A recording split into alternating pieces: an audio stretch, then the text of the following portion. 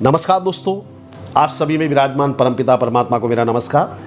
तो दोस्तों, घटना यूँ हुई कि पिछले रविवार को मैंने डिनर के लिए होटल में जाने का निश्चय किया। मैं होटल में पहुंचा, मैंने अपना ऑर्डर दिया और अपने ऑर्डर का इंतज़ार करने लगा। तकरीबन 20 मिनट हुए। कुछ देर बाद मेरी जो बगल वाली जो टेबल थी उस पर एक ग्रुप आकर के बैठा। उन्होंने भी ऑर्डर दिया। लेकिन आश्चर्य की बात यह थी कि कुछ समय बाद जो मेरी बगल वाली टेबल थी उस पर फूड आ गया। वेटर ने इनको फूड सर्व किया और वो अपने फूड को एंजॉय करने लगे। मैं काफ़ी कसम था कि मैं इनसे पहले आया, मैंने अपना ऑर्डर पहले दिया, लेकिन मेरा ऑर्डर अभी तक आया नहीं था। दूसरी ओर जो मेरी बाजू वाली जो टेबल वाले लोग थे वो मुझे कनखियों से देख रहे थे, मेरा मजाक उड़ा रहे थे, जैसे उन्होंने एक जंग जीत ली हो और मैं काफ़ी निष्फल हो गया हूँ।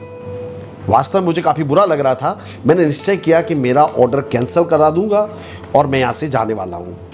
तभी मैंने वेटर को बुलाया। मैंने कहा कि मैं इनसे पहले आया हूँ, मैंने ऑर्डर दिया और मेरा ऑर्डर आया नहीं, जबकि आपने इनको ऑर्डर भी इनका आ गया है, इनको फूड भी सर्व कर दिया। ये क्या बदतमीजी है। मेरे गुस्से का कोई ठिकाना नहीं था। इस पर वेटर ने मुस्कुराते हुए विनम्रता से कहा, सर आप स्पेशल हो, आप स्पेशल हो, आपका फूड मास्टर शेफ तैयार कर रहे हैं और आपके जो बगल वाले जो लोग हैं इनका फूड एक सामान्य कुक ने तैयार किया है। और वेटर ने कहा कि सर आप तब तक आप जूस का आनंद लीजिए। तो मेरा गुस्सा शांत हुआ और मैंने जूस का ऑर्डर दिया। मैं जूस एंजॉय कर रहा था, तब तक मेरा फूड आ गया। तो वास्तव में मेरा फूड जो था 5 स्टार फूड था। मुझे एक महाराजा जैसा ट्रीटमेंट दिया गया। अब जो मेरे बगल वाले जो लोग थे वो आश्चर्यचकित थे। वो सोच रहे थे कि उनका फूड इतना शानदार क्यों नहीं है, उन्हें इतना स्पेशल ट्रीटमेंट क्यों नहीं मिल रहा है। तो दोस्तों, ऐसा हुआ क्यों?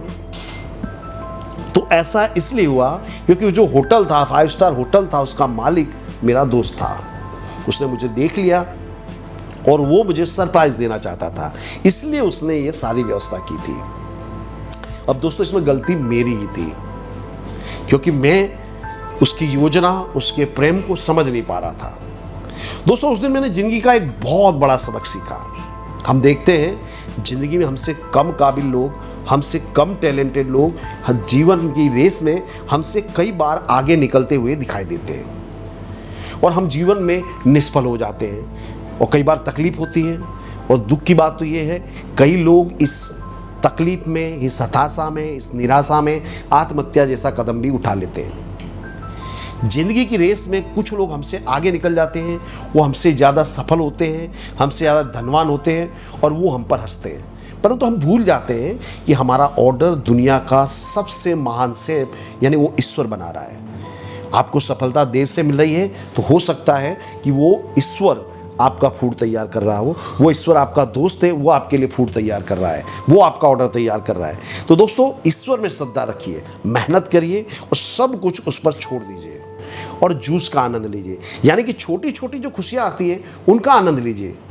जिंदगी 4 दिन की नहीं 100 वर्षों की होती है, तो उदास होने की कोई जरूरत नहीं है। KFC के मालिक कर्नल सैंडर्स को 65 वर्ष की आयु में सफलता मिली थी। अलीबाबा के स्थापक जैक मा 5 बार स्कूल में फेल हुए। 30 कंपनी ने उन्हें जॉब के लिए रिजेक्ट किया था। स्टैनफोर्ड यूनिवर्सिटी ने की एंट्रेंस एग्जाम में वो फेल हो गए थे। मैकडॉनल्ड्स ने जॉब के लिए चाइना में 24 लोगों को इनवाइट किया, उसमें से 23 लोगों को जॉब के लिए सिलेक्ट किया गया। मात्र एक कैंडिडेट निष्फल हुआ, वो था जैक मा।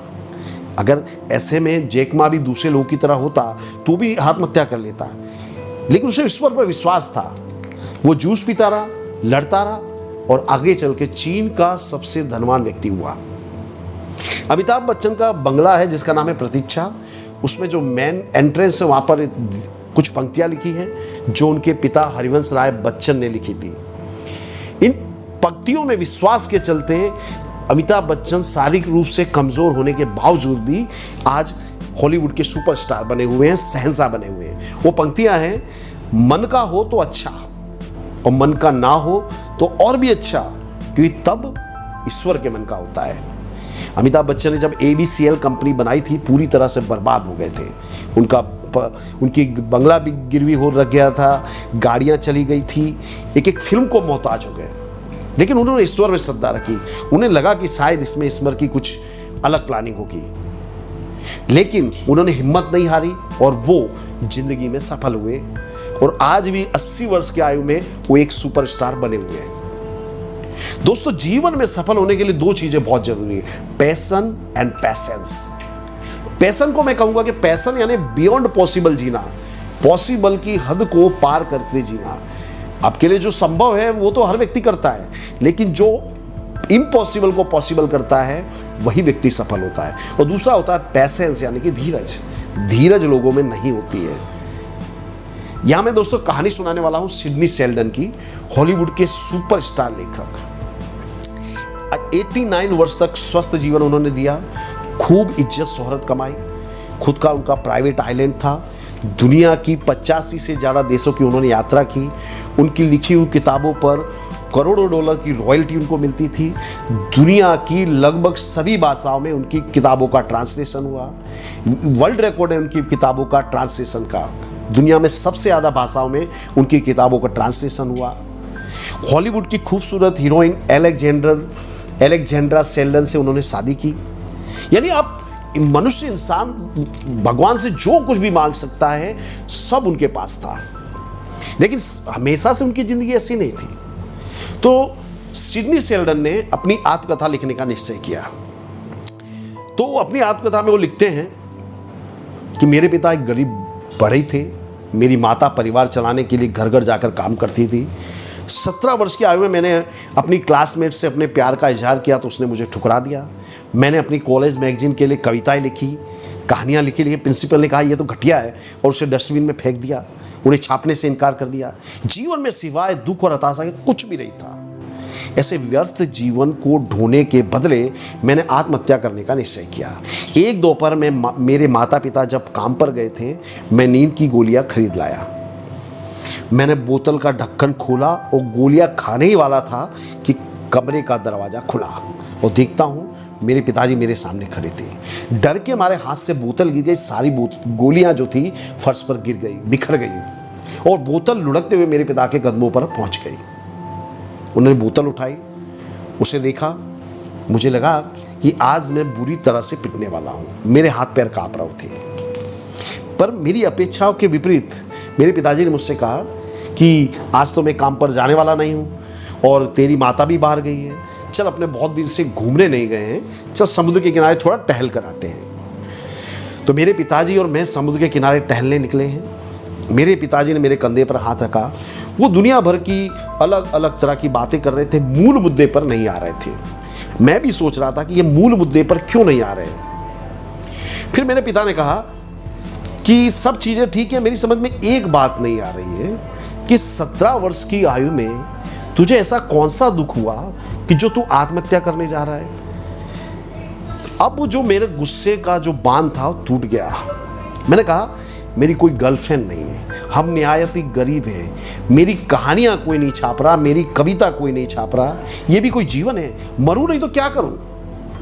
मेरे पिता बड़ी शांति से मेरी सारी बातें सुन रहे थे।